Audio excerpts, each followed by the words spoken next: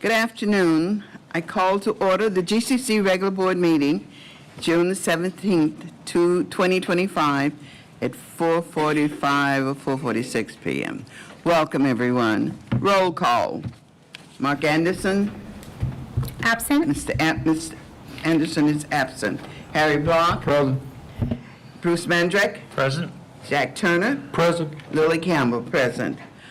Welcome, welcome. Do we have any public comments at this time? We have no public comments. No public comments at this time. Welcome, everyone. It's so good to see so many faces tonight. And you're supposed to be on break. School's out, and here you are. Not yet. Thank you. Not yet. Huh? Not yet. Not We're yet. still on calendar. Well, welcome, everyone. It is really delightful to see so many people here at this time of year. And to those of you who are watching us virtually, welcome also. And it is going to be a long meeting, so get ready to just settle back and relax and enjoy the night.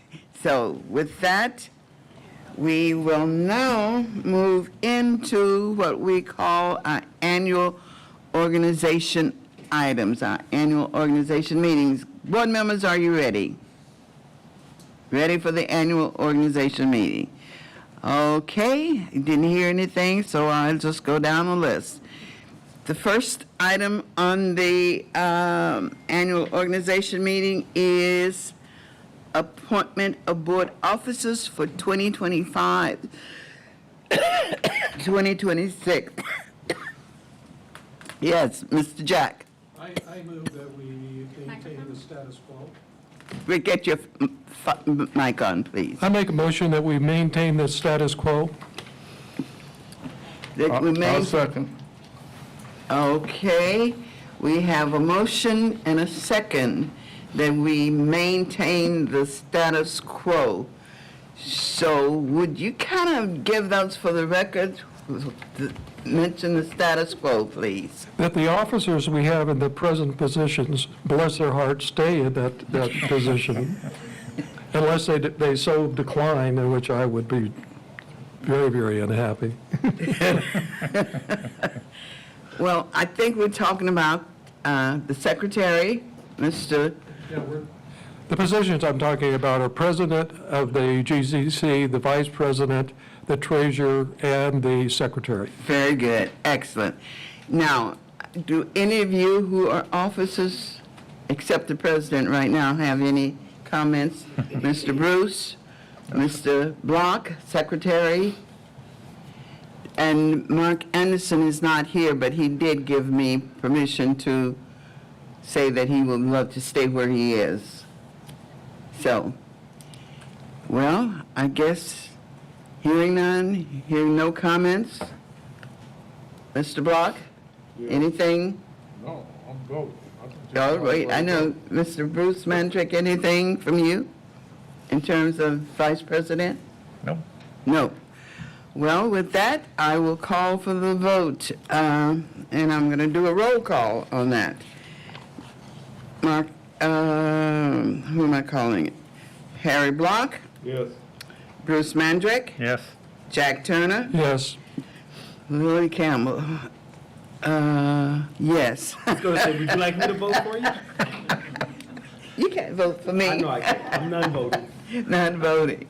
Well, it seems as if the officers for the GCC Charter School Program, officers are in place. Thank you for your vote of confidence. Well, thank you for your service, all of you. And I really think it truly, you've done a great job, and we need to continue that. Thank you. Yes, I agree. I really do enjoy working with this board. You come prepared, ready to do the job, and if you have questions, you ask those questions and try to get your answers, so we won't tie up all of the board meeting with questions and what have you. So I appreciate all of you and the work that you do, reading your information, asking questions that you need to have answers to, and trying to get things answered before we get to the board meeting. So thank you very much, and I'm looking forward to working with you for another year. So thanks very much. Okay, the next item is approval of GCC board meetings. That's in your backup information. So if you will turn to that, if you can get it, it is in the, and just, we have a tentative board retreat August the 19th. We have a board meeting on the 22nd at this point, September the 9th, October the 14th, November the 11th, December the 9th, January the 13th. Another tentative board retreat, February the 10th, March the 10th, April the 14th, May the 12th, and June the 9th. Is there discussion on any of those dates or anything that we need to have changed at this point? Hearing none, seeing none? Okay, then I will need a motion to approve those dates for now. So moved, okay. Second. Any other discussion on those dates, board members? Only. Hearing none, roll call. Harry Block, Yes. Bruce Mandrick, Yes. Jack Turner, Yes. and Lily Campbell, yes. So the board meetings for next year, for the coming year, have been approved. Thank you. Okay. And the very next item for approval will be appointment, renewal of board members' terms. There are 3 board members, I believe, that are up for terms. Mr. Bruce Mandrick, Jack Turner, and Mr. Mark Anderson, who is not here. But he did indicate that he would consent to serving again. Madam President, just a point of order or correction there. It's Bruce Mangrich, Jack Turner, and Harry Block. Oh, Harry Block, not Mark. Okay. Sorry. No problem. Okay, thank you for correcting that. All right. Okay. Any comments on whether you want to? No, no comments? Okay, I'll entertain a motion for the terms of, and that's, I'll move approval of the renewal of the 3 board members. 3 board members. May I have a second? I second it. All right, it has been moved and second. Let's take a vote. Harry Block, Yes. Bruce Mandrick, Yes. Jack Turner, Yes. Lily Campbell, yes. So that item is approved. And we have 2 members who are on special committees. Mr. Harry Block on CBAC and Mr. Mark Anderson on the GCC Foundation. And Mark didn't indicate to me that he would like to stay on if that is the wish of the board. So he has indicated that he would love that. Mr. Block, do you have? Yes, I'll stay on the CBAT. You will stay on as CBAC. Okay, thank you, thank you. All right, motion. I would move that those 2 individuals be reappointed to their position. Okay, I second. second, all right. Harry Block, Yes. Bruce Mandrick, Yes. Jack Turner, Yes. Lily Campbell, yes. Okay, dokie. I think we have done it. That is it for another year. For the 2025-2026 school year, officers are all in place. Thank you very much, board members. We're looking forward to another wonderful year. And thank you for your patience out there. This is something we have to do every June, so thank you. All right. Now we are moving to, we're ready for the superintendent's update. So with that, we're moving to the superintendent. Thank you, sir. Great. Thank you, Madam President, members of the board, and to everyone that's here tonight. Good evening and welcome to the board meeting. I would like to first just start off by offering my congratulations to our returning board officers, as well as to the extension of the renewals of your terms. In all sincerity, it speaks again to the organization, the strength of our continuity in your work, as well as your dedication. And You know, the work that we do is not possible without your leadership, your guidance, and your commitment. So I just want to say on behalf of all of us as staff, we want to say thank you, and we are honored to continue to serve alongside of you as we continue to do great things for students. So thank each of you for that. Well, Mr. Superintendent, I was kind of looking out there to see if I saw any frowns or anything, but I do see some smiles, so. Oh, yeah, they smile, trust me. If not, we'll have a conversation. That's all. See, look at those smiles. Just a few things I want to highlight for you tonight in terms of the superintendent's report. I'll keep it very short due to the heft of our meeting. One, last week we had a chance to have our final CBAC meeting for the year, and Director Block was present, and I had the opportunity just to share about our GCC and the work that we're doing with our annual kind of superintendent's report. I want to, by the way, congratulate one of our CBAC members, Dr. Nikki Kamsukse, who recently received her EDD, and so very proud of Dr. Nikki and her work. And Mr. Block knows her from way back, long time ago. Yes, when she was a little girl at the Youth Investment Center. Yeah. So really proud of her work and her commitment and the work that she continues to do with us through the GCC. We also, last week, had the opportunity to join our Community Engagement Department and attend the Community Schools Empower Summit. Gateway was recognized as a deep dive transformation partner. This recognition reflected our commitment to the community schools model and reimagining what's possible for students. I want to affirm our CED team for their work on this project. And also, I want to highlight that of all the schools and organizations that were there, and even the other deep dive sites, we are the only charter school system in the state that has ever received the deep dive funding as well as the deep dive look. So it really speaks volumes to the work that we're doing at a deeper level, not only to educate, but to also support our community. On June 10th, GCC joined the Sacramento Region Refugee Coalition at the County Board of Supervisors meeting. You'll see the resolution up there, recognizing the 24th anniversary of World Refugee Month. As an active coalition member, our community engagement team helps connect refugee families to community resources and shares the impactful work across the GCC and all of our schools. So again, proud of that work that is happening. And there we go. You see the that's the CED team there in beautiful, beautiful Fresno, and the recognition by the Sacramento County Board of Supervisors. Next, many of our summer school programs, they started last week.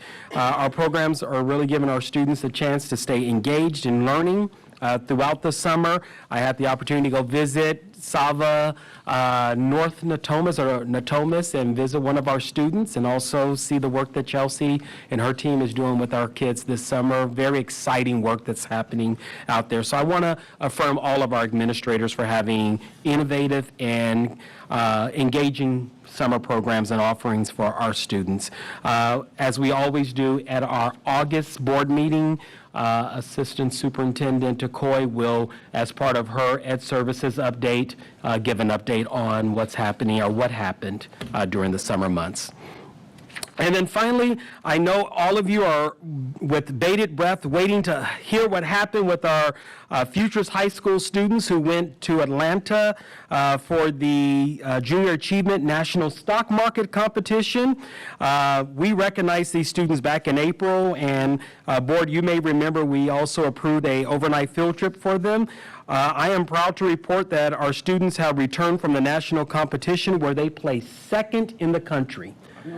So again, I am just impressed with their work. So congratulations to our future students on this incredible accomplishment, and they continue to make GCC proud. So really excited for these young men who I think they turned $1 million profit in 16 minutes or something like that, but really proud of their work. I wish they could bring it to the, I wish they could bring it right here.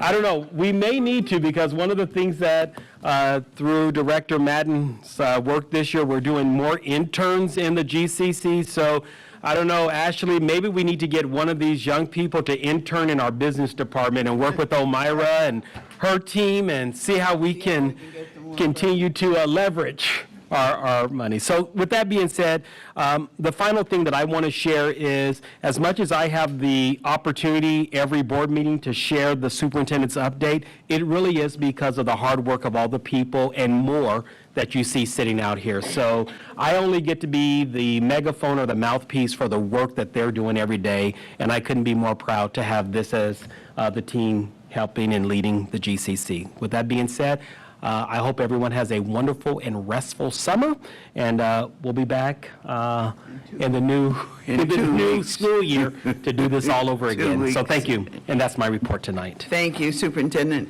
Board members, any comments on the superintendent's report? Anything? And again, thank you, thank all of you, as the superintendent stated, for all of your hard work, because without you, none of this would be possible. So I echo what he is saying, very much so. Thank you, Superintendent, for your hard work, too. Thank you.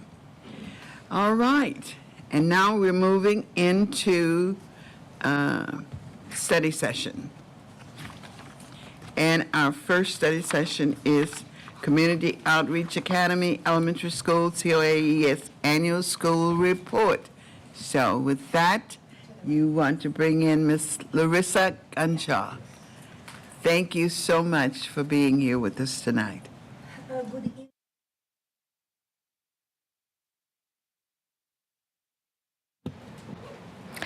Good evening, Board President Campbell, GCC board members, and Superintendent Semple. It is my pleasure to present to you COA Elementary. It's my honor to share with you all of the wonderful things we have accomplished this school year. Here you go. COA Elementary has so many good things to share with you. We have created and nurtured our school motto for all of the years that we have existed as a school. Everything we do, we think about the students first. We are proud of the success. We are proud of the successful completion of our WASC mid-cycle visit and charter renewal for both elementary and middle school. COA is a 8-year national showcase school for capturing kids' hearts, having shown strong implementation and commitment to building a positive school culture and relationship between teachers and students. They have a very strong connection with the community we serve and are very well known by the entire community. They have very strong enrollment numbers. We are currently expanding our TK program. We have a very strong after-school program, which our students love to attend. We offer summer school for all students for a full day, which is a great help for parents who work and do not have access to child care. We pride ourselves on our support of refugees and newcomers into the country. We put so much effort to ensure these families feel valued and appreciated. In this picture, during National Charter School Week, our staff and students all gathered on our large soccer field to create the name of our school with their bodies and faces. This picture reflects of 1,414 students and over 200 staff members. That is beautiful. Beautiful.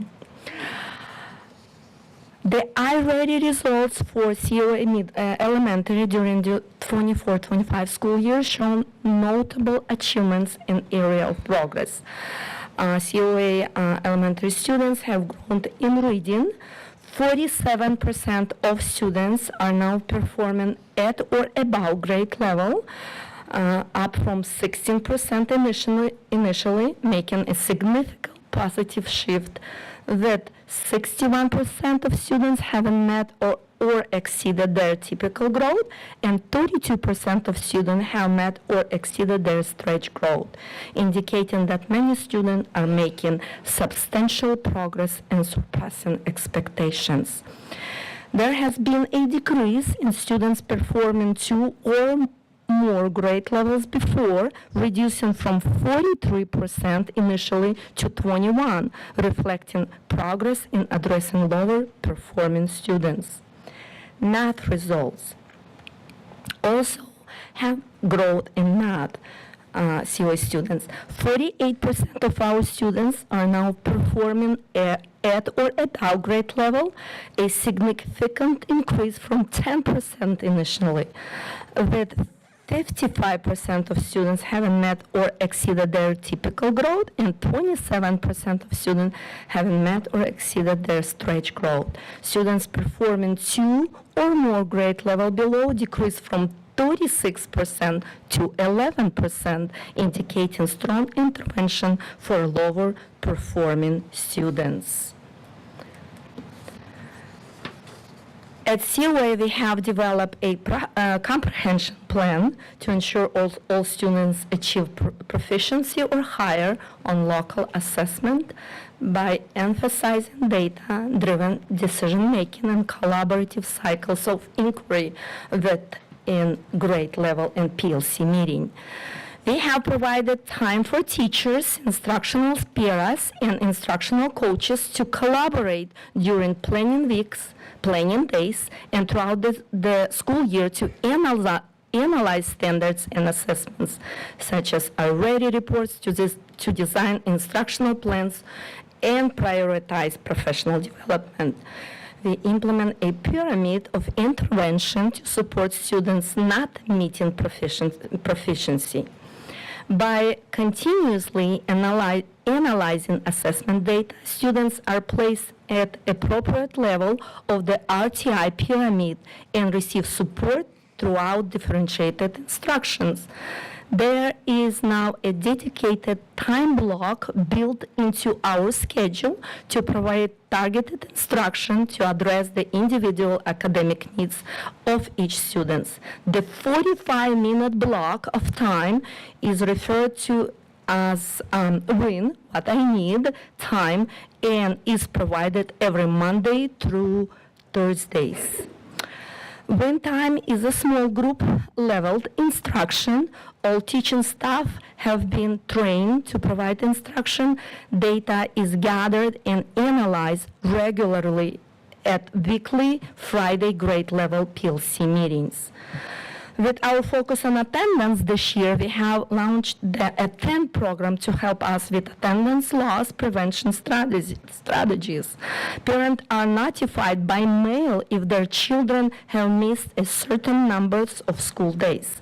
This focuses parents to take school attendance seriously and deters unnecessary absences. Our students are recognized monthly and yearly for perfect attendance. This year, in partnership with the North Highlands Rotary Club, we were able to send 44 students to John's Incredible Pizza for having perfect attendance all year long.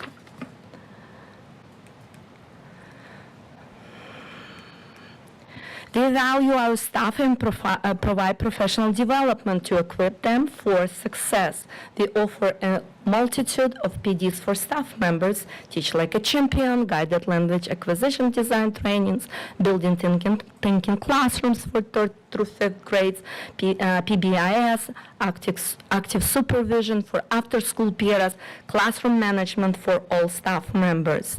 COA Elementary prides itself on the family-like culture they have built among staff over the years. We are proud to have a culture of affirmation, where every staff member has an opportunity to affirm another staff member. We get together every month for our staff meeting where we recognize and celebrate our staff members. We spend a lot of time encouraging communication and collaboration for our staff members with grade level meetings, common prep time, professional learning community meetings, school leadership meetings, academic focus meeting, school management team meetings, and weekly Friday messages from admin to all staff. In this picture, our superintendent, Mr. Semple, and assistant superintendent, Ms. Chikoy, attended our school events and helped celebrate our achievement. We are so grateful for your support to our school. With the population of COA, our equity looks like a little bit different than other schools. We have a large English learners population, 68.28%. Also, 85.97% of our students qualify for free and reduced price meals, which categorize them as socioeconomically disadvantaged students. Supporting our students is at the heart of everything we do. COA implements a multi-tiered system of support, or MTSS, using research-based practices and supplemental curriculum.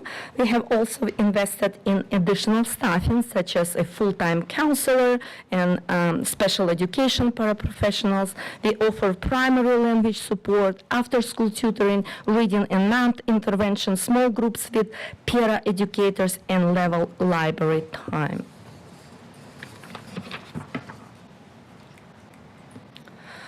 We celebrate teachers, staff, students, and parents for their achievements and always strive to make them feel appreciated. Every month, we hold character education assembly. We have SEL lessons in the classrooms. We have a counselor on staff to help with students who are struggling more than others. We have a very large number of bilingual staff members who are always available to support with translation needs for any students that needs it. We also provide a lot of support for our staff members. We have 4 instructional coaches that support grade level teachers. COA Elementary offers very many opportunities for our students. Our students have an opportunity to participate in Russian, Ukrainian, or Spanish language classes. This not only enriches the curriculum, but also celebrates the linguistic and cultural diversity of our community, creating a more inclusive and welcoming environment. We have a very large after-school program which serves over 800 students on a daily basis, with offering more than 40 clubs. The after-school survey indicates that our students and parents appreciate our after-school program and feel safe and supported during after-school hours. We host lots of school-wide events which always draw a very large crowd of families. In this picture, President Campbell visited our transportation parade to show her support of our school. We are so grateful for you, Lily Campbell. Very nice, Madam President.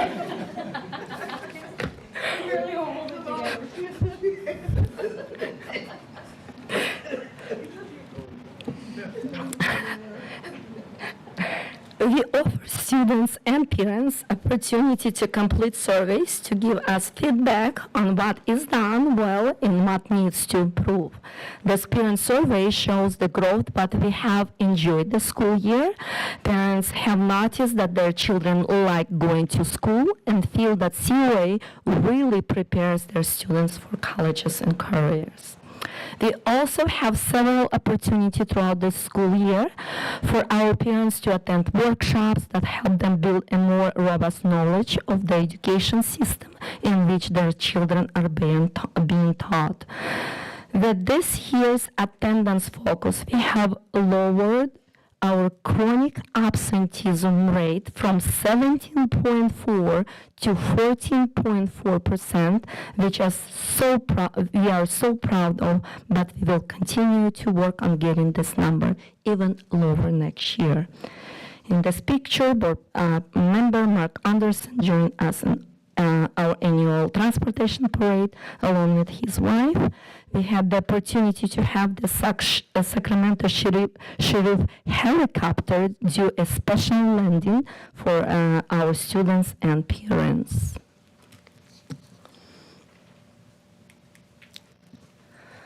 For the 25-26 school year, we are initializing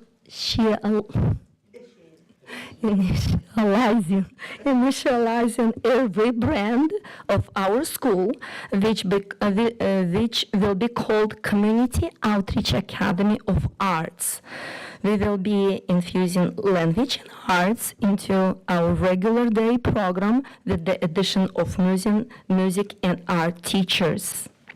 We will expand our TK program from 3 to 4 classes to serve 80 students, and we will continue to focus on student achievement and attendance for next year.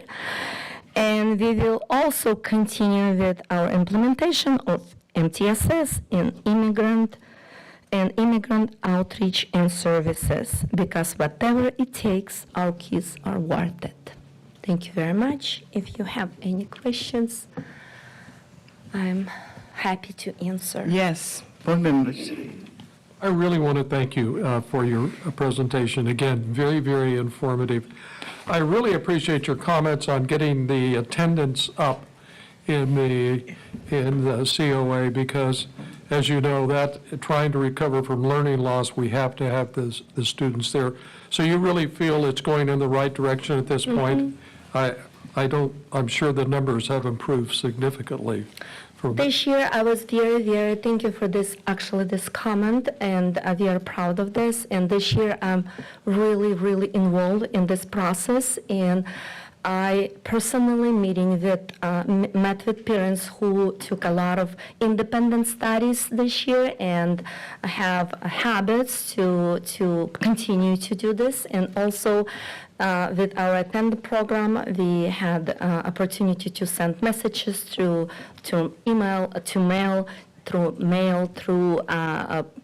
portals to explain, and we had visuals like showing every month our attendance. So with our goal to 95%, we always explain to our parents during school site council, TILAC, and visually showing them, so we have expectations. So that's worked good. So you can actually visualize the increase and the Yeah. improvement. That's a great technique. Again, I want to applaud you on the integration of the Ukrainian student population. I know it's probably really significantly impact your language skill test scores, but I know that's going to turn out to be a very great success. I know you're working very hard at it. Thank you. And I just can't pass this one up. It just jumps out at you. 93% of my children like to go to school. I wonder if that number anywhere else in the Sacramento area. And maybe we need to really work on the 7% that don't really like to come. But anyway, congratulations on that. Thank you for your report. Thank you for your comments. Yes, Bruce. Just a little follow-up on what Jack said. If you look at the 2023-4 and 24-5 on this parent surveys, significant improvement in everything. You know, that Yeah. 93% was 83%, and it's not 93%. So you've really done some things with the school climate. Thank you. I know if I were a student, I would love to be there. There's so much Welcome. going on there, and it's such a fun place it seems to be. So many activities, the arts particularly. And just visiting the school gives you such a great feeling of well-being. I guess that's the word I want to use, because you feel like something is happening all the time there, and it is because of the staff and the hard work that you guys put in, and it's obvious. It is obvious. On Transportation Day, I saw so many people working to make sure the vendors were well taken care of, to make sure we were well taken care of. Just everything in place, and it just makes you feel so good when you walk on the campus and see all of the things that's happening and all of the programs, from the new Dudley on to the old buildings. And the ambiance, and I look at that a lot. The ambiance is just great.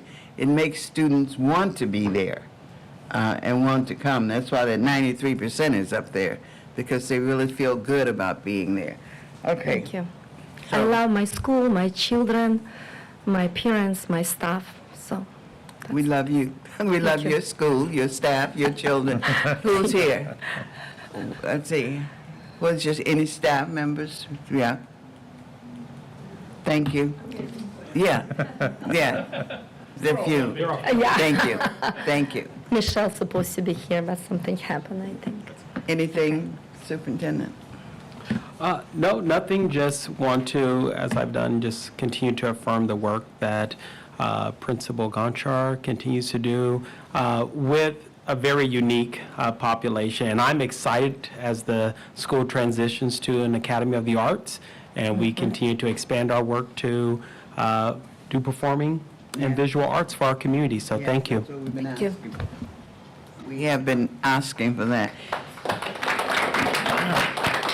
But I really think you could have found another picture to put it here. I like the picture. I like the picture. And you have wonderful gifts. Again, thank you for making mention of that. These are your gifts, and they're just as cute as they can be. Thank you. Yeah. Ms. Larissa, I think next year for the transportation parade, you need to talk to Director Ash and bring the lowrider out so that it's right there. Oh, So there we have it. we will have it. We will have it if I have to go get it. And now we shall move into COA Middle School. All right, well, before we get started, we've got a few gifts from our after-school students today. Oh, thank you. They just made some art, created some things. Thank you. Want to show I always like to see that art. Oh, this is beautiful. Oh, that's gorgeous. Thank you. Oh, where's it gonna go? All right. Well, good afternoon, good evening. It's a pleasure to be here.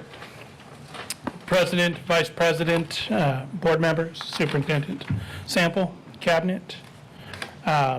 It is my honor, privilege to be here today to deliver the end of the year report on behalf of Community Outreach Academy Middle School and soon to be Community Outreach Academy of Sciences. Oh, it's gonna be changed. Yeah, we're going to get there at the I end. got that. Before I begin, I do want to thank some of my staff who came out to support. We've got wonderful staff, Ms. Belay and Ms. Johnston. Without them, we couldn't be doing the important work that we're doing. All right. As always, there's good things everywhere when it comes to COA. Many of our good things overlap with what Larissa had already talked about. But some of the things I want to highlight again, similar, the positive culture that we have, the dedication of our teachers, our staff. This was our first full year with a new consistent leadership team. We've achieved a 6th year as a National CKH Showcase School. And as Larissa mentioned before, we moved through a successful WASC and charter renewal this year. We're always looking for ways to support our students, and this year is no different. We've got expanded opportunities in our expanded learning program, our summer school. We're taking steps towards site beautification. We've got some funds from the CTE grant. And one thing just mentioning on here, we're always doing fun things, looking for ways to engage with the community. And we found somebody who donated a series of A's tickets this year. So we were able to have a giveaway each month to our students so they could attend the A's games. And it was really neat to hear students talk about how they've never been to a game before. They were greeted by the Ukrainian ambassador. They received all kinds of little gifts and things. And so it's just another fun thing we could do for our students. All right, moving ahead. This year, when we looked at our school learning plan, we decided to expand on the reading comprehension vocabulary piece by further aligning it to the GCC Portrait of a Graduate.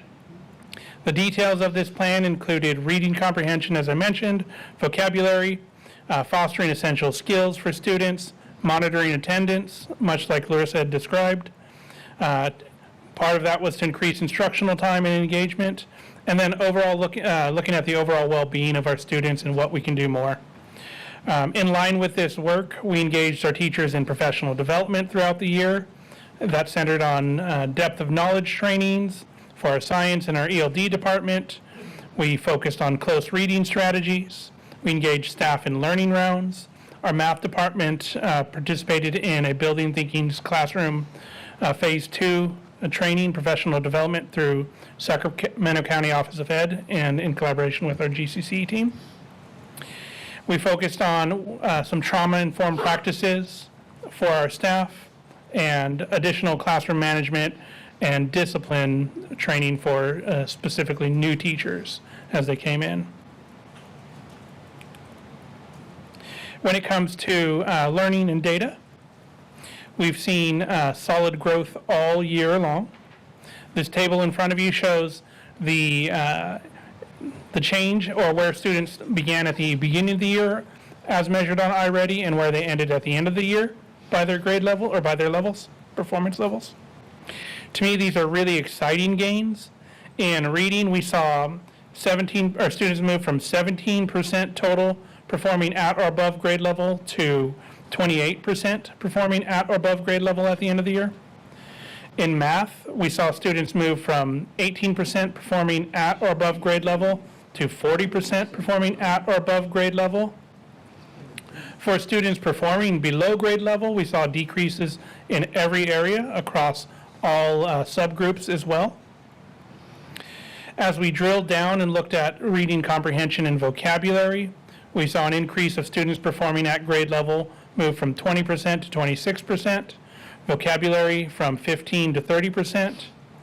And then when it came to our stretch and typical growth, we saw progress there as well.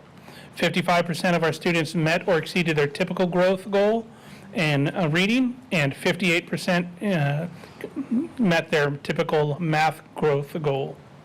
The typical growth goal is the average amount of growth that a student is expected to grow at that level. And then when it came to our stretch growth, 29% of our students met or exceeded their reading stretch growth goal. And in math, we had 30% meet that goal. That stretch growth goal is a more ambitious goal that is designed to help students move from where they were to at grade level a lot quicker. So it's a little harder to reach. Given our high number of ELs, though, this is all extraordinary data to us. Every year, we see more and more students performing at or above grade level in every grade level, and this year is no different. As we look at leadership across our school, this is another area that I'm particularly proud in. As mentioned before, this was our first full year with our new team. We restructured a little bit last year, and we moved through the year together, learning, growing, reflecting, and now we're ready for the next level as we move into our second year together. We worked tirelessly to make sure that everyone felt supported, that they had a say. We kept the idea of leading from the middle a priority, and it showed with our results, our survey results, and things of that nature.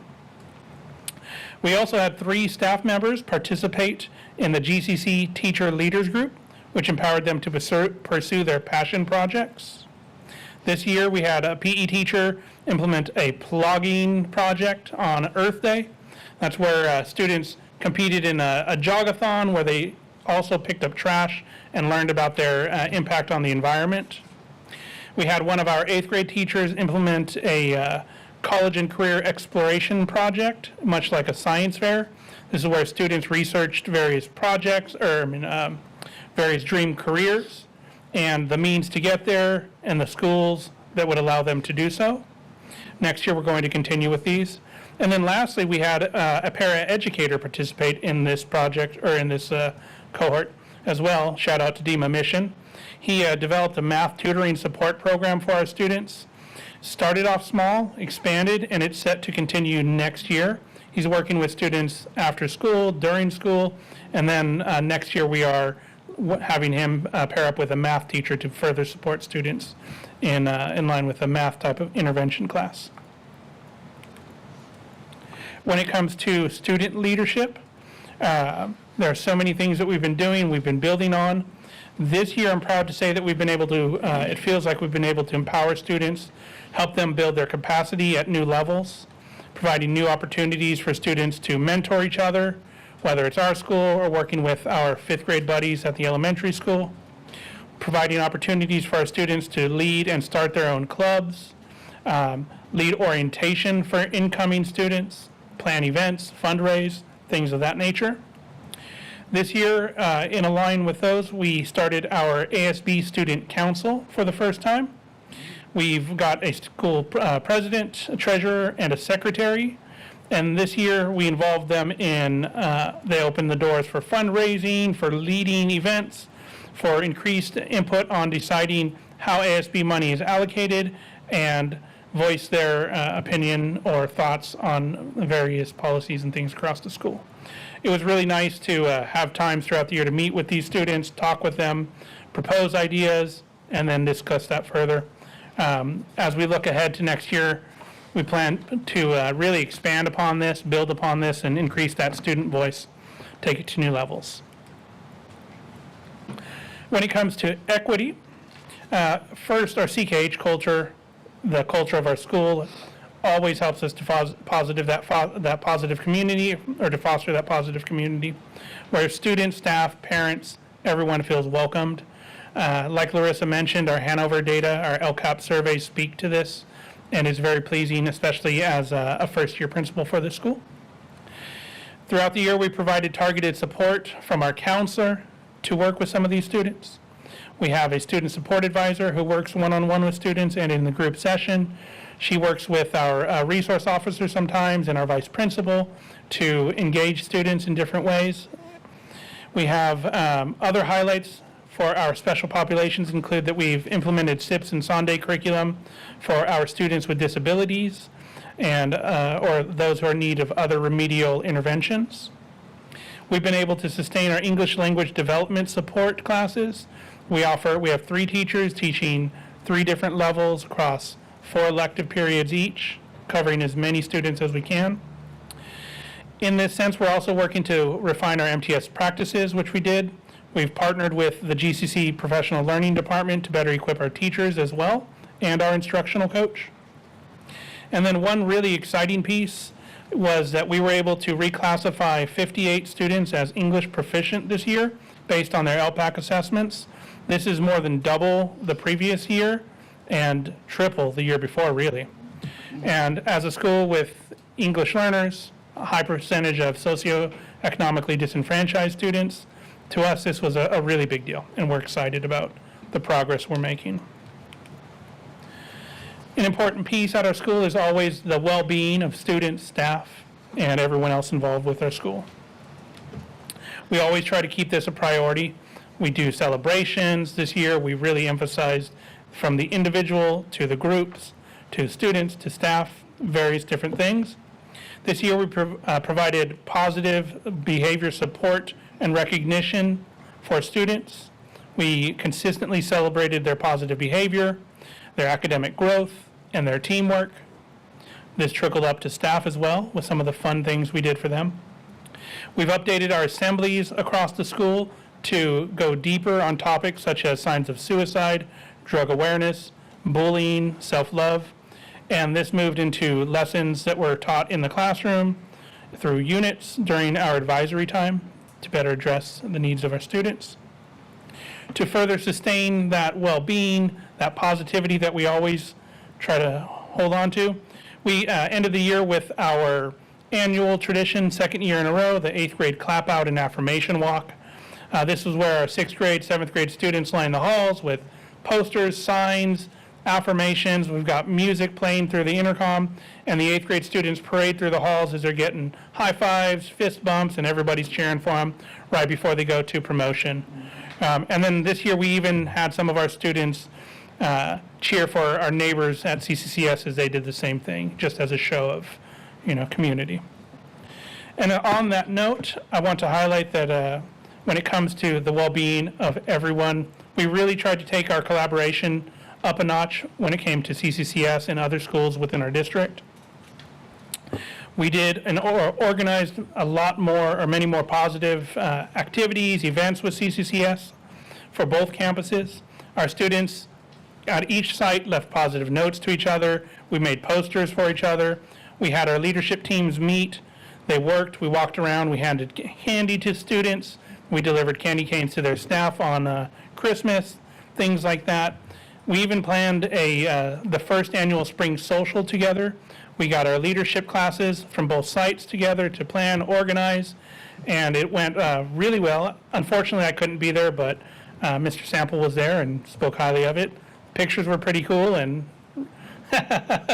everybody looked like they were having a lot of fun. We even hosted, when it came to after-school athletics, we combined our basketball teams so that we had students from CCCS and COA.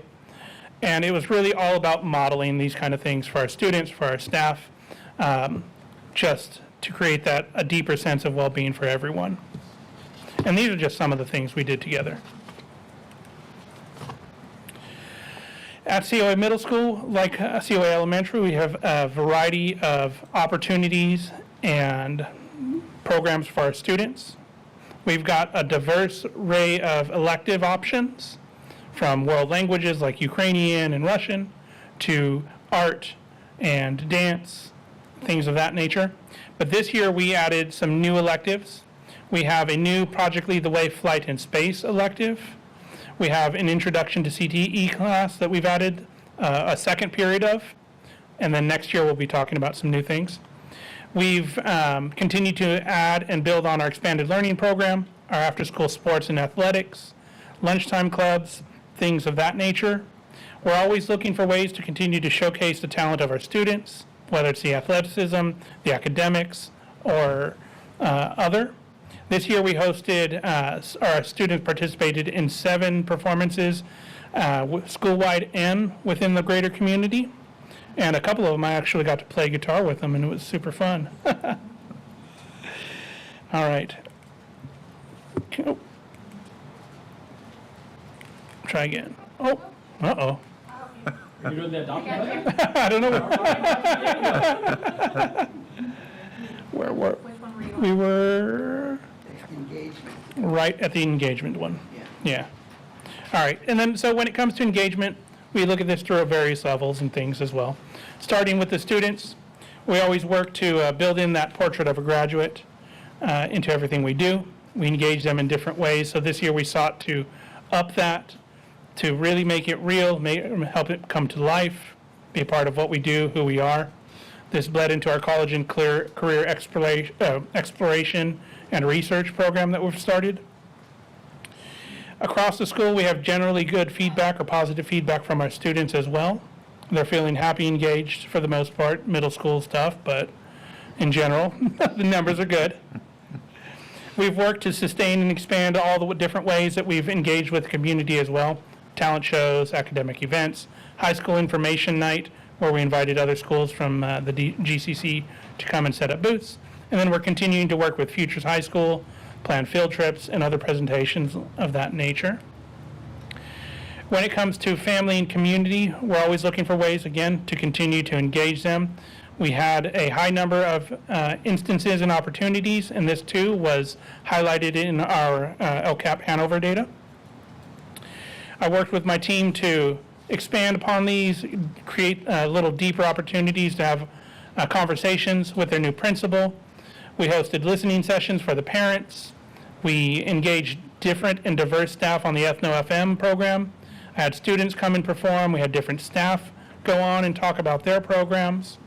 We continued with a lot of the supports that we've been doing, like the food box distribution and things of that nature. Parent workshops continued. We expanded a couple of those topics to go deeper on ways to support their students in person. When I say parent awareness initiatives, that's talking about the attendance and other programs that we started to help parents understand the importance of that. And as Larissa mentioned, we did see a decrease in our chronic absenteeism this year as well. As I end this presentation, this slide to me is a very exciting piece. Some thought, what's next? As I mentioned before, community outreach of the Academy of Sciences. So we're looking at the way that elementary is looking at the arts, expanding to a school of sciences. Science has always been embedded into what we are, but with this, we're looking at how we can take what we've been doing infuse CTE pathways into student schedules that might lead to stronger pathways offered at futures in other schools. In this sense, we're going to continue with our SOAR program, where we're working with UC Davis Aerospace Engineering grad students to mentor our students, and really just looking at ways to expand science access to our students and inspire them. Some other future things of what's next. In addition to that type of rebranding, we're working with Jostens to redesign our motto, perhaps a updated, refined logo. This year, we've also got a facility modernization that's begun, and we are super excited about that. I can't wait for you to see the results of that as well. As we look ahead to our, in connection with our rebranding, we've got a new Project Lead the Way class, so this year we'll have 3. The new one will be medical detectives, which aligns perfectly with some of the work at Futures High School. We're going to continue with our Tier 2 support when it comes to MTSS. We've been looking at ways to refine our college and career readiness curriculum and program throughout this year, so I'm excited to see what our counselor and vice principal are able to do.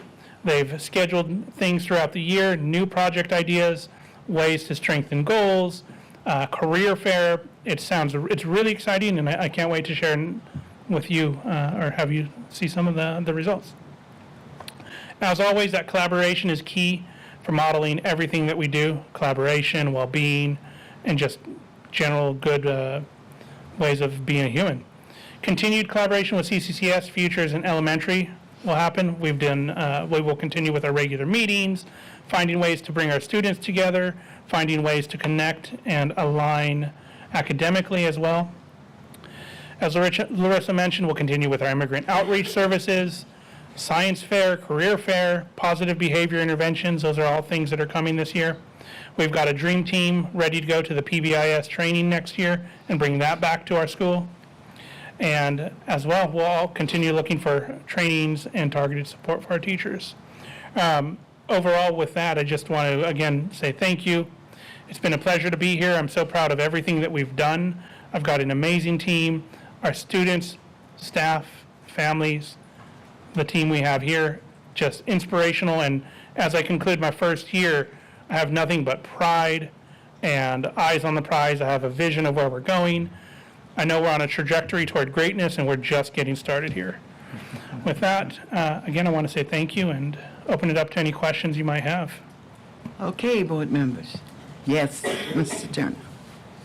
Well, I want to say first, a very informative report, and congratulations. Your enthusiasm is well noted, and particularly on your first, this is your first year with the new team that you have, and obviously there has been a lot of hard work.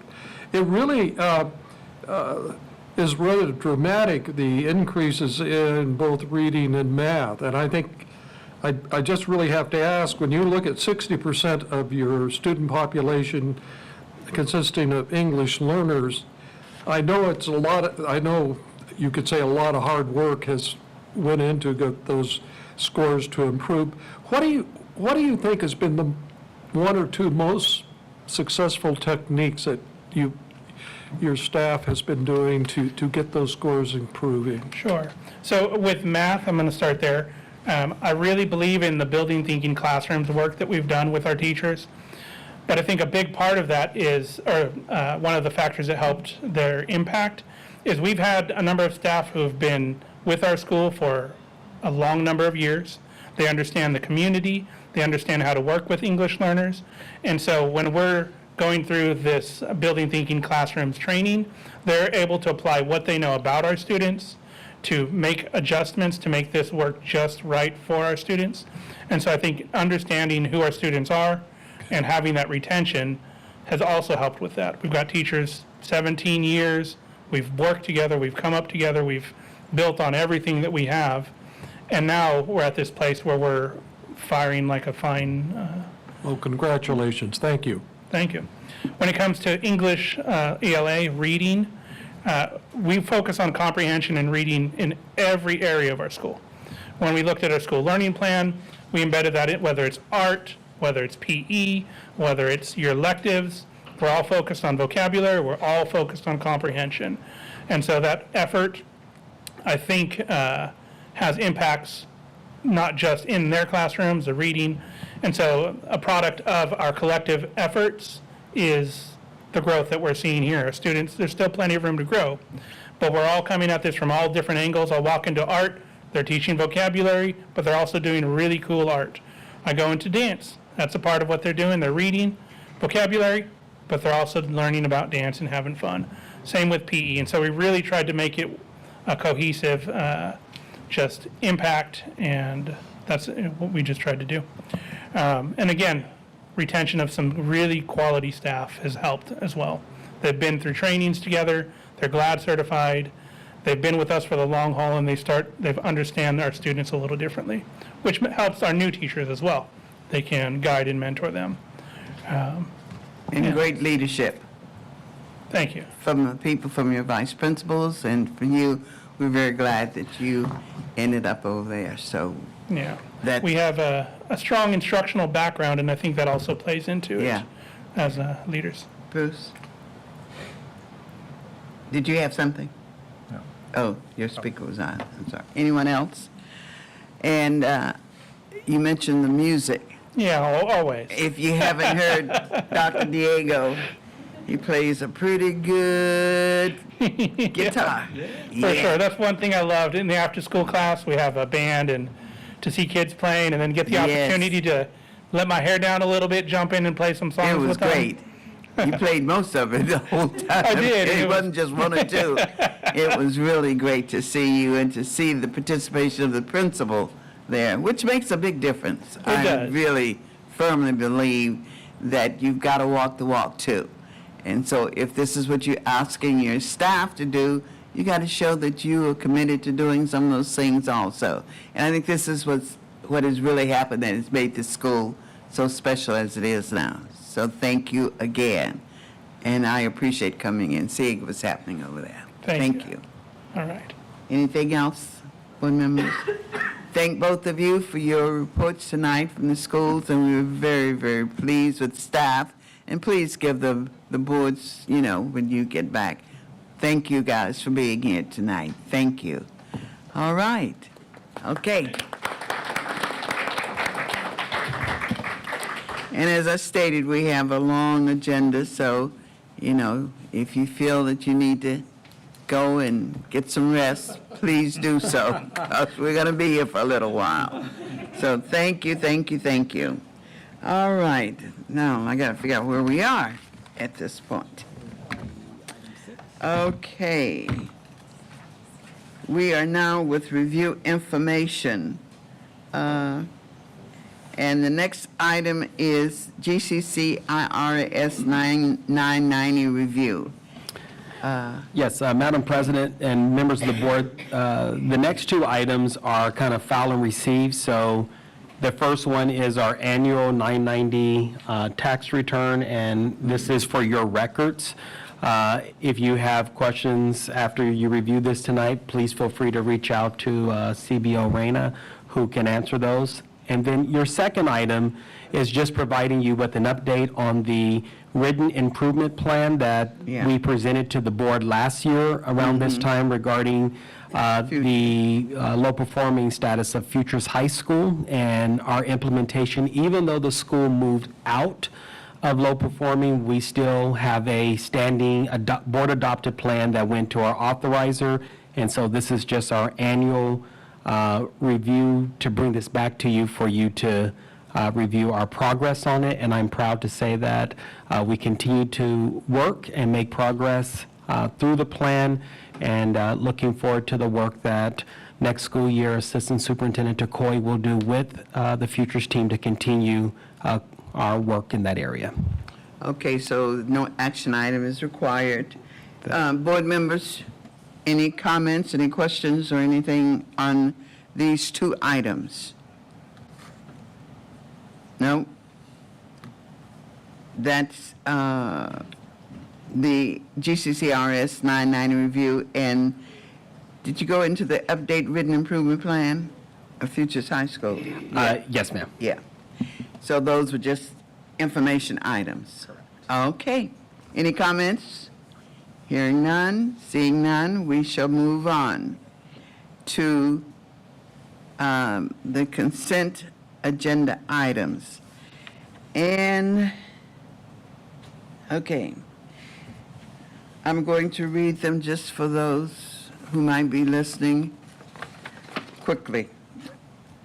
Approved GCC board meeting minutes, 5:13 to 5.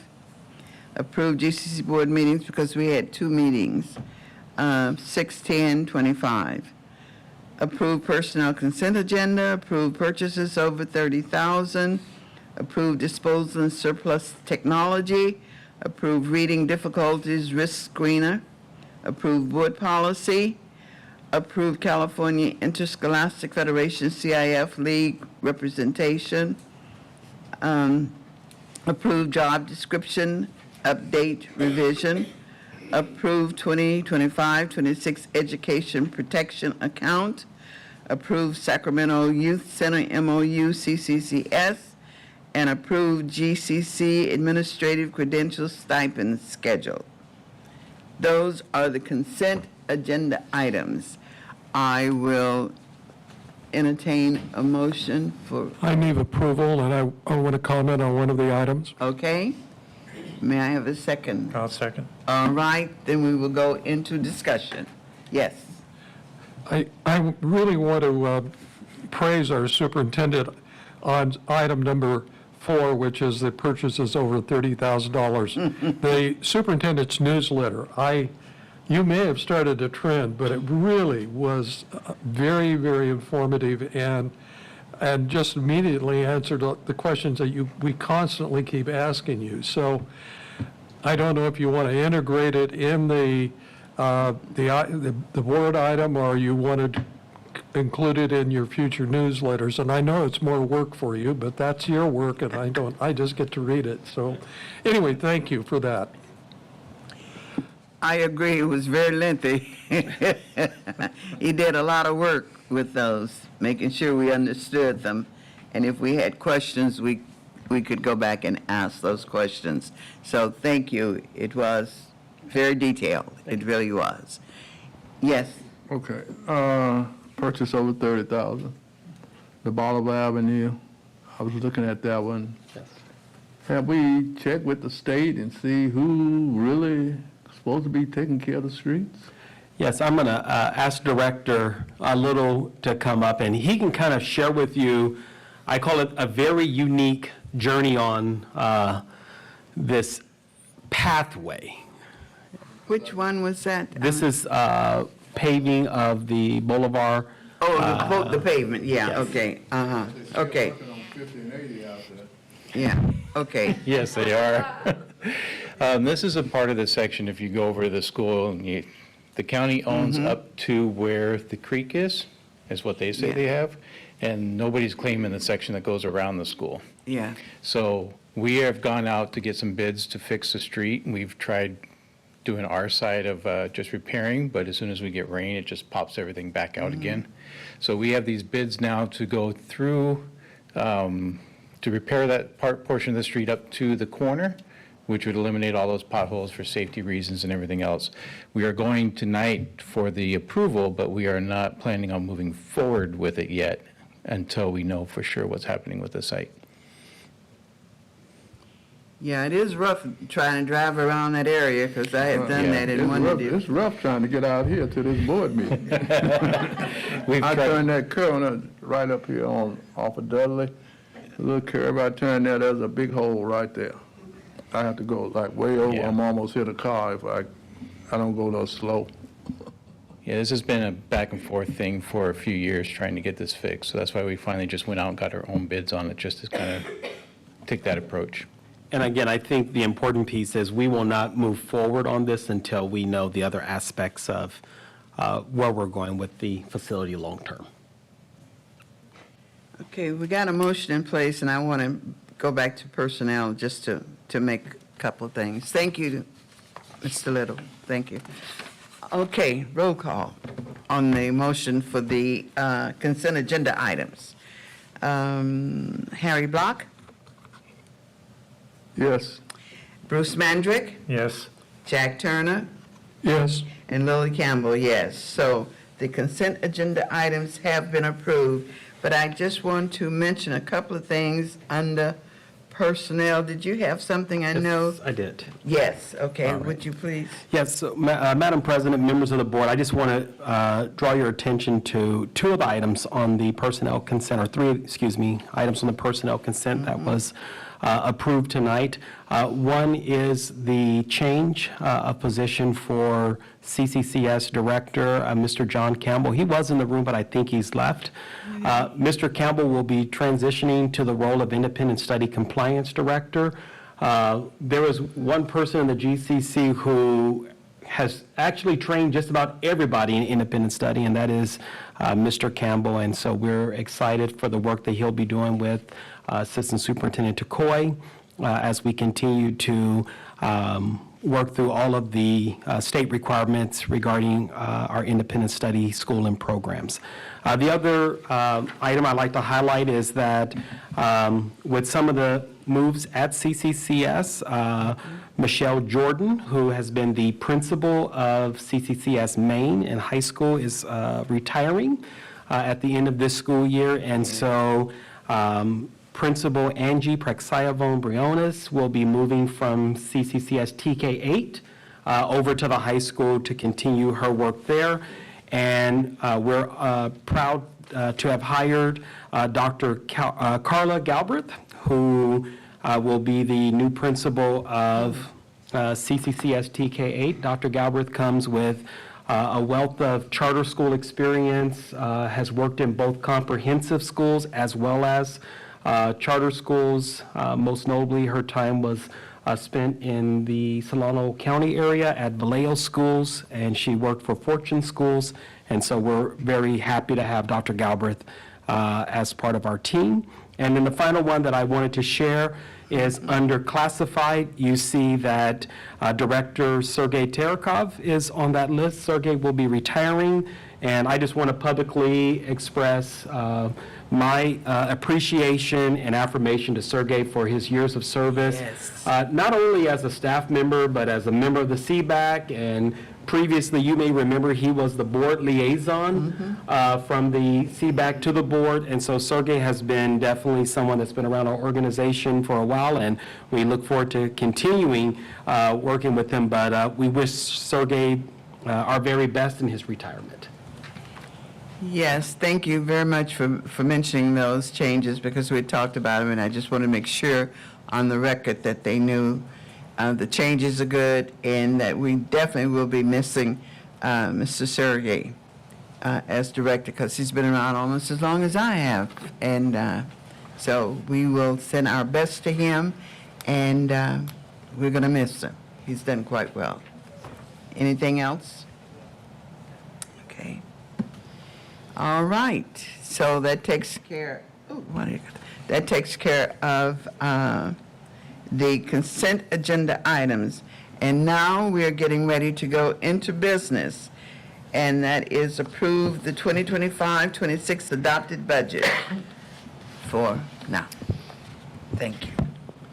Good evening, Board. Board. Excuse me, O'Meara. Director Campbell is in the room now, so we talked about you, sir. So is my phone. You felt it, huh? Thank you, and congratulations to your new position. What? Oh, yes, thank you. Oh, what? Thank you. All right, am I good to go? Good evening, President Campbell, trustees, superintendent, cabinet, and our audience. I am going to present our 2025-2026 adopted budget.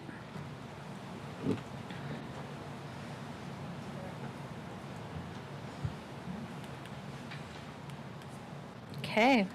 To start off, I always like to do some acknowledgements. This is a big report. Takes lots of hours, months to prep, to work on this report that's over 400 pages. So Yeah. I want to acknowledge my business services staff, Valerie Rogers, Director of Business Services, that's with us. Sophia Cornejo, which is our new Supervisor of Fiscal Services. She's also doing budget and overseeing our analysts. And then Cindy Panikvar and Mia Vang, which are not with us. They have left for the day. Oh, hi, there's Cindy. So Cindy's still here with Thank us. you. I saw Mia walk out. Okay, so those are our budget and financial analysts. They do a lot of the work revolving entering and ensuring things are balanced and movement of people and ensuring everything from meetings are captured. So thank you to those individuals. Human resources plays a crucial part in ensuring compliantly making cuts or movements, and so we thank them for their support. Our executive directors or directors, assistant superintendents, principals, and site support. So it takes a village to get this report completed and accurate to reflect what the vision is for our sites. So I just want to thank them. I also want to thank my department that a lot of the times, you know, they see our doors shut because we're focused, laser focused, couple days ensuring this gets done. So I also want to thank them for sometimes having to figure things out while we're busy getting this done. Okay, so the adopted budget is based on assumptions from the governor's May revise. We will continuously monitor the state budget's adoption and ensure any impacts are reflected for our first interim. So the May revise is a proposal, and it gets enacted in July. So once we hear more, we will reflect those changes via first interim budget. The budget is due to our chartering authority at the County Office of Education on June 30th of this month. Okay, I'll go into some state budget highlights and kind of how that impacts us. So for May revise, the governor proposed $114.6 billion for the educational budget. LCFF adjustments and deferrals assumptions are 2.3 COLA for LCFF, and I'll talk a little bit more about that in a little when we get further into the slides. And we will have a June deferral of 1.8 billion. So we had a deferral this year. It was less than the one coming up for the 25-26 year, but we will have a June deferral. Good thing about that is we have a lot of reserves that will sustain us and will not be an issue for GCC as a whole. Full implementation of the universal TK, so these are all components of the LCFF. We are getting more funding for that, and we'll see that a little bit further in our slides. The Professional Development Block Grant, that is a grant that has been promised, but due to the fact that they've clawed back new block grants, I was hesitant to put it in our budget, so we do not have it in 8 of our 9 LEAs. I did include that for the SAVA at Power Inn or SAVA Sac City due to their tightness of their budget. So that one is roughly 323 per 88. GCC wide, that's 1.8 million. So this was on the state's budget proposal. So we're hoping that this does come into fruition, giving some relief to our sites that are going to start feeling the tightness of our budget. We have federal funding uncertainties, so that was expressed in our May revise. It was also expressed in circulars that we've been getting on updates on the federal funding. There is proposals to cut some of the Title IIIs, potentially lumping things up into bundles and kind of giving it to us in a one resource, kind of like we had when there was a recession before and the state put all the categoricals together and gave us a block grant. Federal's starting to sound a little bit like that. There is obviously some protected federal funding with IDEA, which is the special education funding, and the Title I. So those can't be touched, but there is uncertainty with all the other federal grants. We do get Title II, we get Title III, and we get Title IV funding, as well as student nutrition funding for EPIC currently. For AB 84, there's impacts up to 3% to change our oversight fees to our authorizers. That won't take into effect until the 26-27 year. Therefore, for this year, it's not impacting us, but we are prepping for it as it most likely will pass. SB 414 is impacts on the non-classroom based schools. They're looking at some type of reforms to take some testing out, but potential cuts to these schools. So we're looking out and keeping an eye on these bills to see how that will impact us moving forward. They also discussed the attendance recovery plan using ELOP funds. So Dr. Gold is very aware that this is an opportunity for us to be able to increase our attendance percentages and use this funding for that purpose. So that's moving forward for the 26 year. The Learning Recovery Emergency Block Grant. So if you recall, there was 2 block grants about 2 years ago where they were clawed back at one point. This is one of the ones that we hadn't heard back if we were going to get the funding back. They always said, oh, we're going to give it to you later. Well, that time's here. They're saying that they are going to pay within the next 3 years. So they're going to divide. For GCC, it's $1.3 million that will be divided over 3 years. So we're looking at potentially getting a little bit of funding here. This funding, because it's going to be split into 3 years, is only $430,000 per year for the whole organization. So divide that by the sites, it's a little bit less.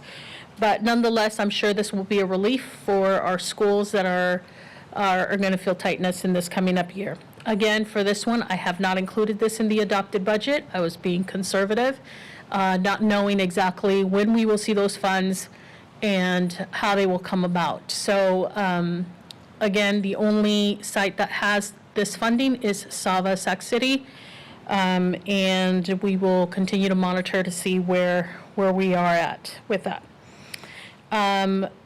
They've expressed the expiring one-time funds, so that's here. We're living it now, and so that was a highlight in the May revise.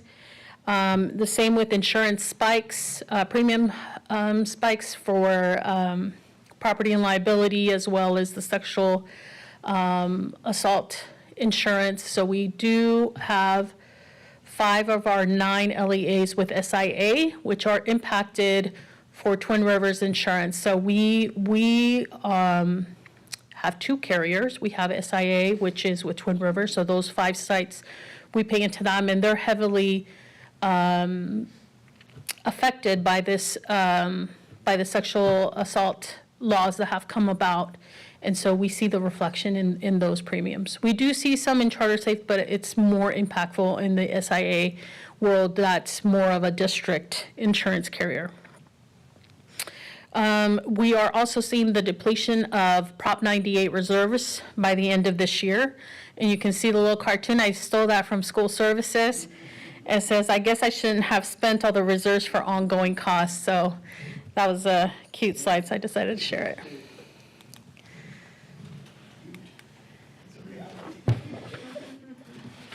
Okay. Now we're on to our enrollment for the 25-26 CBEDS projection. I've included the 24-25 CBEDS for reference to kind of see where we were in October, November of last year to where we are projected to be at now. The enrollment numbers are projected looking at the current enrollment of when we're looking at enrollments for adopted budget, so around April, May time. We're reviewing, this goes through a rigorous review through our assistant soups, our intent to return, our superintendent. We all review it before we make a decision on where we're going to lock the number at. So this is where we're at. You can see that the highest impacts is with CCCS, and that's due to the Connections Academy site being open. And you can see an increase at GIS, and that's due to the expansion.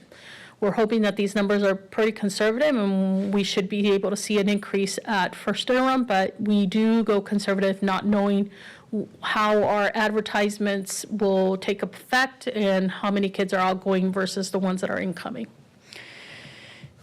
Our enrollment to 88 percentages for 25-26 are still somewhat low in the 93%. Sava Elk Grove is at 96. Some of the independent studies are a little bit higher, but our goal should always be about 97, 96, 97%. So we are losing some funding. We're hoping that the ELOT program can kind of support and help with these numbers. Our unduplicated percentages are listed below on the bottom half. I just want you guys to note that Sava Twin Rivers and Sava Elk Grove have a decline in their unduplicated. They're a little bit under, but still above to receive concentration dollars. So that's a good thing, but we are watching those to ensure that we are monitoring and the impact that potentially could have if they were to lose any type of funding. Up above is a table on how the impact from our 24-25 target base grants, what we were receiving per ADA in each of the grade levels. The 2.3 is the COLA that we are receiving for current year. The grade span adjustment, you can see that TK is the full implementation. So you can see that in that column in the grade span adjustment of 6,612. And then also the K3 grade levels and the 9-12 grade levels have a grade span adjustment due to the fact that it takes more resources to educate those populations. And then in the final column, you can see how much we are receiving per grade level per student. So for our general fund revenue assumptions, for LCFF, we have an increase of, oh, there's a typo on there. It should be 5.1 million. 2.3 of it is COLA due to COLA increase, and then the rest is increase due to enrollment and ADA. So that 167 that you saw in the previous slides with the enrollment, that's reflected in that 5.1 number. Our federal revenue increased to 689,000. And that's due to accounting for National School Lunch. I am looking into applying for the SAVA's school reimbursement. They currently pay out of pocket. They pay Sava Elk Grove for meals for their students. And so working with the vendor that's been working with me on EPIC to get them applied for and reimbursed, so it's not coming out of their site budget. In addition, we had CSI dollars, which were about 3 times more than they were in previous years, and we were a little puzzled to see that it was so high. So we looked to see, okay, what was the difference between this year and previous years, and that's just, this is due to certain categories or certain parameters that trigger CSI funding. And so there was less participation, therefore there was more money to be split out between the people that were allowed to receive this funding. There was flat funding for the title programs. And so that is what makes up LCFF and federal revenue. So moving on to state revenue, we see a huge decrease of 15.1. That's loss of one-time revenues that are accounted for in the 24-25 year. So the California Community School Partnership Program, that's a 5-year grant. All of the revenue gets recorded in the 24-25 year. Therefore, it appears that we've lost that funding. We've only used about 1/5 or less of the funding. Therefore, that money is sitting in the fund balance. Same thing with the Golden State Pathways. We're on year 1, I believe we're on year 2 of 5. And same concept, right? We have spent very little. A lot of it you'll see in the fund balance, and I'll show you that in the later slides. The dual enrollment, we got that for 2 years. I was hoping it was ongoing, but they've told us that it's not. So we got 2 years of dual enrollment funding, and that is good for another 2 years after this year. All of state programs have the increase of the 2.3% COLA. And then looking at our next category of local revenue, it decreased to 164, and again, that's one-time revenues that we received in the current year. We received a Sacramento County Office of Ed capacity grant, which is the same as the CYBH money that we get from Haluna, so same type of funding, just more of it. And that was, I want to say it was about $185,000. The CrossFit Foundation was a $10,000 grant that Sava secured and are using for equipment and such for that pathway. Donations and facility use revenue, I usually take that out every adopted budget until we see the revenues come in. We will account for those. Okay. Moving on to expenditures. We see that huge increase at the beginning of the year, always in certificated and classified staff. That is because we're funding all our vacancies that we've had throughout the year. So there's an increase of $7.3 million in our certificated salaries. We had step increase, or for step and column is 3.5 for certificated, 2.5 for classified, and there was a 4% for certificated and classified management. That's just the step and column increases. We did have increase of change to the certificated step 1 teacher salary, which then in turn changed the whole salary schedule for the certificated side. And so we worked on that. In addition, we restructured the certificated and classified management salary schedules to go from 20 steps down to 9 to kind of mirror what we have at other local educational agencies, and 1.5 increase for all classified staff. Everybody across the board, regardless of what impacted them, had at least a 1.5 increase in their salary. Benefits are directly correlated with increases in salaries. Our STRS is flat from prior year at 19.1, but we did see a decrease in PERS to 26.81, which is good news. Our health and welfare is projected at 3% annually, so we have that reflected. And then our unemployment, Social Security, Medicare are all staying the same as prior year. Okay. Now we're going to address the negatives. Bottom half of the expenditure table. We have books and supplies decreased $343,000 due to decrease of one-time funding. Largest reduction was $876,000 in non-capital equipment. And so that, again, looking at the low-hanging fruit, where could we pull before we start hitting salaries or other categories? So that is one of the areas we look at to see, can we pull these down? For services and other operating expense, that dropped by $1.5 million. This is primarily due to the contracts we have with Scoot, with Swing, and all the special ed contracts that we have to support positions that are vacant throughout the year. So those are dropped at the beginning of the year in order to justify the increases that we're seeing in certificated and classified salaries also, because otherwise you would be double counting it. Okay. Capital outlay, that has a decrease from prior year of $7.9 million. Some of the bigger projects that we had in the current year, 24-25, that are being dropped off are the EPIC 2 TK classrooms, the GIS expansion.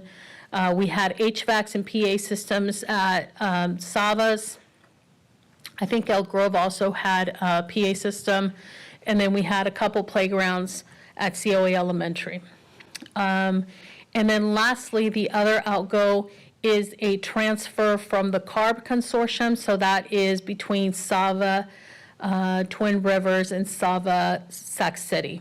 So there is a $500,000 grant We're just moving funds over, and so it looks like they're receiving new money. It's just movement within the LEAs from one year to the next and showing that change. Okay. We're almost done. So fund balance, on the unrestricted side of the house, I like to kind of split restricted and unrestricted so you can kind of see, make sure that we're staying operating in the black with your unrestricted budget. That's what we want to make sure is solvent and that we're not overspending. All sites receive some sort of cuts in order to be solvent for the 25-26 years. As you are aware, there was a list of paraeducators that were released in our last couple board meetings.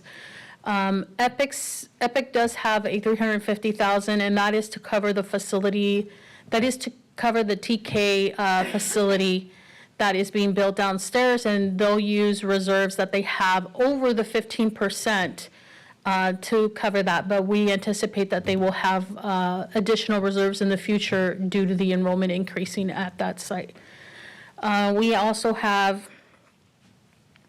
also working on tightening up future years based on our federal and state budget proposals. So we will continue to work and massage this budget, specifically the unrestricted side of the house, to ensure that we are solvent in future years. Now we come to the restricted side of the house, and this is where you'll see some of the 5-year grants kind of rolling into the beginning to the end. You can kind of see that there's still funding available. So at the beginning of this year, we're anticipating having $19.9 million in restricted dollars that are rolling over into the 25-26 year. With the changes, so the numbers that are in the variance is what we are expending over what we are receiving in budget that year. And so it's going to drop our fund balance to 12.8. That's anticipated because we have programs that are for 5 years. Some of the programs that I've listed below are some of the programs that are carrying over amounts over to the next years. So I won't go into too much detail, but we're just drawing down our one-time money. Some of the risks moving forward is the cash deferrals for 25-26 for the June apportionment. We have federal impacts with the tariffs, proposed federal cuts, changes in closing of the Department of Ed. We have tax revenue delays for the Southern California area due to the wildfires. We have the two bills, the AB 84 and the SB 414, that are heavily impacted on charter schools. We have the state economy uncertainty with Prop 98 budget relying heavily on how the health of California economy and the strength of the state's general funds are. So if we don't do good with the state, that's going to really impact our Prop 98. And also, we don't have any cushion to kind of save us because we have depleted the Prop 98 rainy day fund. And also, we have the expiring of one-time revenues. Again, we have, for the most part, seen the expiration of the one-time money. These other grants are 5-year grants specifically to other purposes. They're not very flexible. They're very much for mental health, community engagement, those type of funding, so, or for CTE. Okay, and I will entertain any questions. Okay, board members. Yes, Zach. Omara, as always, thank you very much. It just, and I particularly like this summary because it's very easy to read it and really is a snapshot of an extremely complicated budget. I think Omara really understates the complexity and the work that goes into this budget. I just can't begin to communicate to people with 9 charters what it really takes. We're not one charter, which many schools, which most charters are, we're 9, and Yes. each one with a separate budget and separate needs and separate guidelines and all sorts of separate regulations for accountability. So I know, again, mentioned your staff, I just want to say thank you for the work that you put in on this. Thank you. It really jumps out at you if you combine two items, the number of teachers that we have hired for next year, certificated staff, and the restructuring of our salary schedule and the increases in salary. I think it has served us well, and I certainly hope that's a correct statement in the future, and I'm not overreaching. So, and we certainly hope that the teaching community in the Sacramento area becomes aware of the fact that we are not only an outstanding educational operation, but we are also very competitive in compensation. So I want to say that. Again, thank you. Thank you. I marvel at this and the work that your staff puts in. And it's reflected at the times when we go through audits, because Yes. that's where the rubber meets the road. You and I know that. Yeah, And that's really an important thing. So again, thank you. thank you. Any other? Mr. Yeah. Block? My question is about students and books, Chromebooks and regular books and this and that. Do we collect for the lost books? Do they pay for those, or what's going on with those? Do you want to answer that, Joy, or do you want me to answer? Are we just I losing know a money? little bit more. We do allow the sites to collect money for Chromebooks when students have damaged them. We do allow for some flexibility if the family faces hardship or qualifies for a free and reduced price lunch. But yes, we have accepted payment for damaged property for Chromebooks and textbooks. Did Have you? we got any figures on where we lost money? I don't think that we've collected that data from any of our sites. Yes, Director Block, while we kind of anecdotally know this information, it really has not been a major impact on the budget, but we can begin to look at kind of those impacts, because if you look at the cost that we were paying for lost textbooks and damaged textbooks, it really is the same, if not a little bit less, and Assistant Superintendent Takoy can correct me, as we're paying now. So it's not like we've seen a huge jump because we're now using technology versus textbooks, which were also themselves fairly expensive. But that's some information that we can look into and provide back in a Friday letter. Correct, and we do usually pull up how much we paid for that item and try to charge them equivalent to what we paid for it. Yes, Mr. Mandra. Yeah, I just want to second what Jack said already. Thank you. It's an amazingly complicated organization financially. But in addition to that, it's also a very strong organization financially, and everybody has to share the blame for being a good organization. We'll call it blame. It's everybody working together, and it's as complicated for the educational side as it is the financial side, but we've managed to pull the whole thing together, and I really want to thank staff up and down the organization for maintaining a real strong program. Thank you. All right, you've heard a lot of accolades to you and the staff for this budget. But before we go any further, we do have, we need to entertain a motion for the adoption of the 2025-26 adopted budget. Move approval. Move approval? I'll second. Second. All right, we have an approval. Do we have any more discussions or comments? Any more? Hearing none, roll call. Harry Block? Yes. Bruce Mandrick? Yes. Jack Turner? Yes. Lily Campbell, yes. The budget, the adopted budget has been approved with accolades for you and the staff. Thank you for Thank the you so much. information, bringing it to us, and we appreciate it.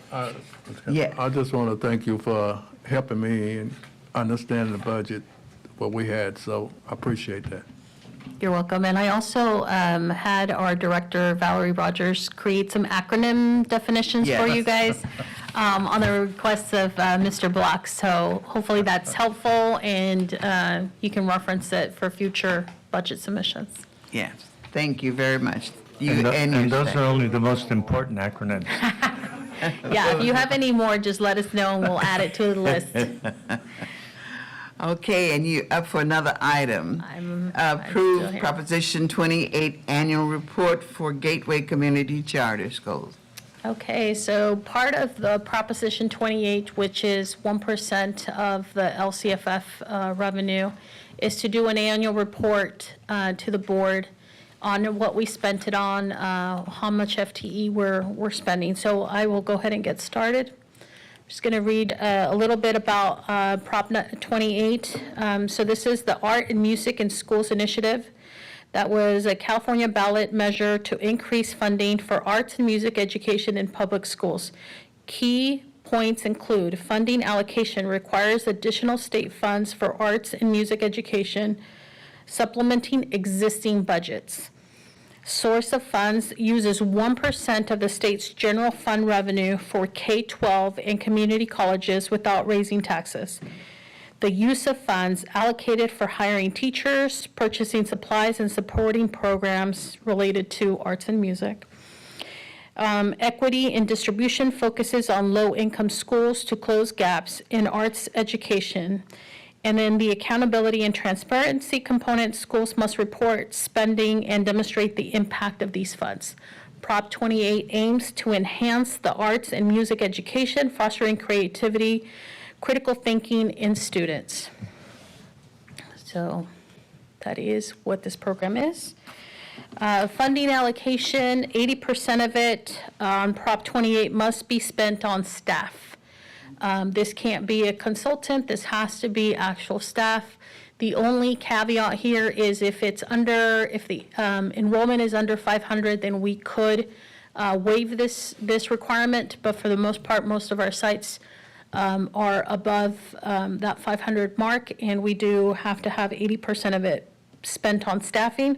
And then the other 20% can be used for professional development, materials, supplies, or consultants. This is where the consultant piece can come in. Prop 28 funds cannot supplant current arts and music funding. So there is a base year, which was the 23-24 year. That's our base year, and then we always have to spend more than that every year. Some of the allowable uses, I kind of like this slide because it allows sites to be creative in how they spent this money. It could be used for computer coding, animating film, video photography. So we do have a lot of CTE courses and other enrichments that kind of fit within these parameters like dance, hip hop, modern, just ballet, those type of things that we see in our after-school program. Okay, so this slide's a little tiny for anybody viewing the screens, but hopefully you can see a little bit better in your physical. I've recorded what the carryover was from prior year. So last year was our very first year of funding. So there was about 537,000 carryover, which is quite a bit. If you look at our current year award, that was 969,000. I can't even read how tiny this is. So 969,000 is our current year. So we carried over about half, a little over half prior year, and that's because it's hard to implement new programs. And so in the bottom, you can see the expenditures and then what is left over, anticipated carryover after the year is over, right? So we still will have 1.3 million carryover. So this is just an analysis. It also shows you how much FTE per site. This is all certificated staff. We have had hourly staff coded for paraeducators in at least one, maybe two sites. So that is that slide. Okay. how did we spend our funds for 24-25? So Gateway Community Charter sites spend our funds on teachers, paraeducator, part-time that support the art and music classes, contractors, field trips to enhance the art and music education, and materials. The GCC drumline was paid out of the Prop 28 funding. That is a great incentive GCC-wide that we can express without calling out any given LEA, but this is one of the programs that was paid with this funding. So our next step is to analyze the expenses for each site that meet with staff to ensure full implementation and funds as they are ongoing. 3-year spending requirements. So the 23-24, that carryover you saw that we carried over in the prior year, we have to have spent that by the end of this fiscal year coming up, the 25-26 year. So it's always, you have 3 years to spend it, so they did give us a little bit of a runway to be able to really implement this program. Some assessments of existing programs and see equitability across our sites. And then we also encourage our sites to find enrichment activities that are outlined in the Prop 28 allowable uses. So when we're looking at after school, if a school does not have ELOP funds and they're trying to do an enrichment course, then we really encourage them to use this funding to look at arts, to look at music, and figure out how we can spend it creatively. The other impact to this program was the AB 1505 credentialing requirements, so we did have to lay off quite a bit of paraeducators that were music, art, PE, and in turn, we have to hire teachers due to the new law. So this is something that is impacting this program, and that I'm continually looking to see how we can get creative. And that was it for my Prop 28 presentation annual report. Do you have any questions for me? Did I understand that we have to have credentialed teachers for this now?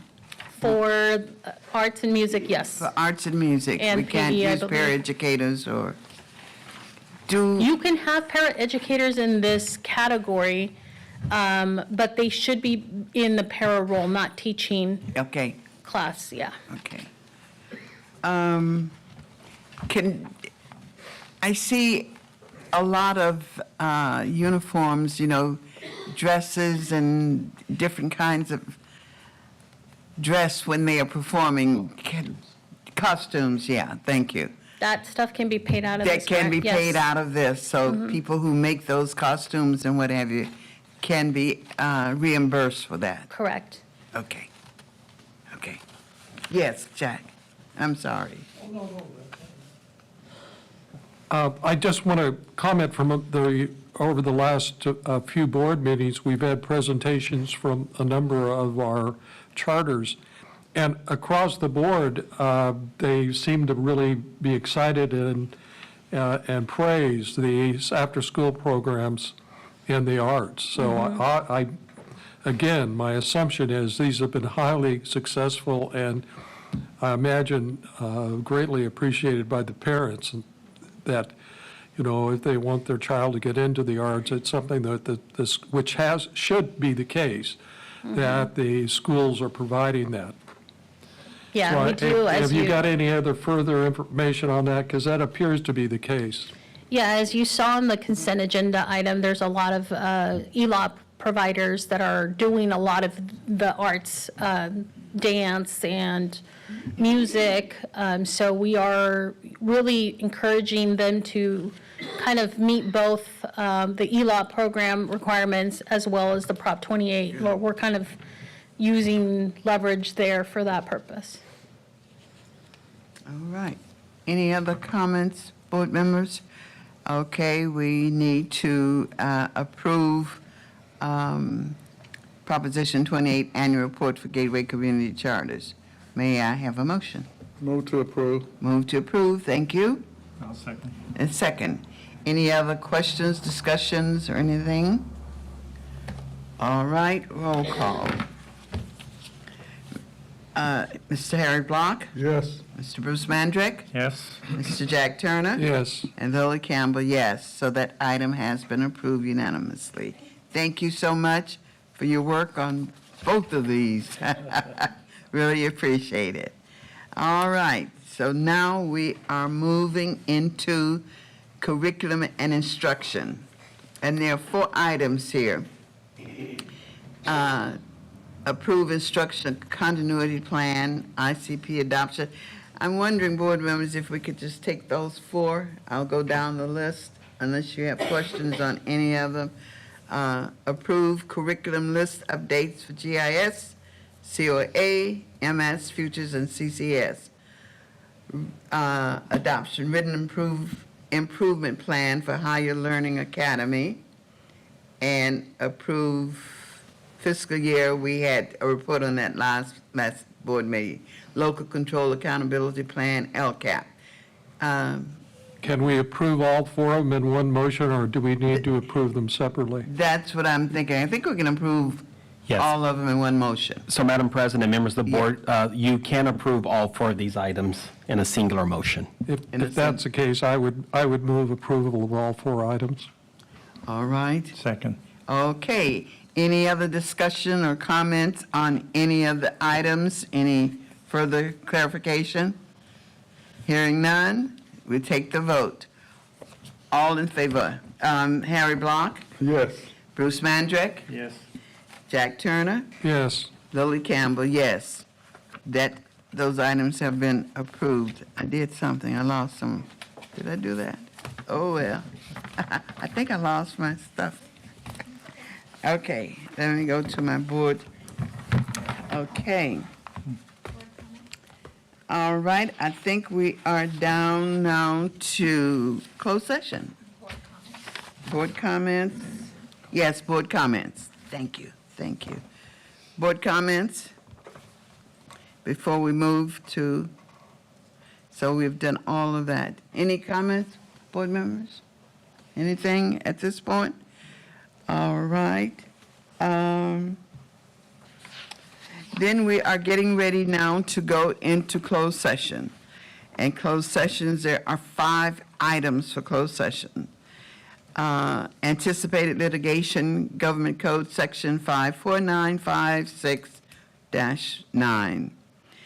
Student matters pursuant to Education Code Section 35146 and 48918, student case number A25-1. Third item, closed session, employee performance evaluation, Superintendent Government Code Section 54957. Item 4, closed session, conference regarding real estate negotiation pursuant to Government Code 54956.8. And number 5, closed session, employee personnel matter pursuant to Government Code Section 54957. And we will return back after closed sessions to report out. So with that, we will be adjourning the closed session. Thank you.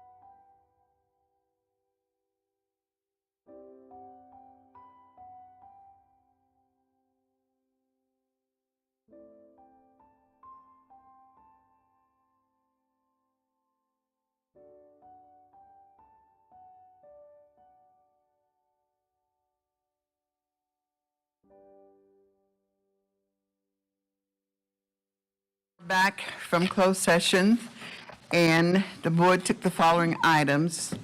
First one, number 1, heard and upheld the superintendent's decision regarding student case A-25-1 by a vote of 4 yes, no, 0 no, and 1 absence. So that item passed. We received an update on real estate negotiations, number 2 item. Number 3 item, discuss the superintendent's 2024-25 annual evaluation. And again, the evaluation was very well received with accommodations, and thanks to the superintendent and to the staff, but particularly to the superintendent, for a job well done for the 2 years. So we really do appreciate all of his efforts and his hard work. And one thing was on there, he was the right man at the right time for this job. So that's how we leave it. So with that, next board meeting? Yes, the next 2 board meetings are scheduled for July 22nd and August 19th. All right. Anything else, board members, for the good of the organization? Hearing none, seeing none, I will now entertain a motion for adjournment. So moved. So moved. Second. All in favor? Aye. Ayes. Meeting's adjourned.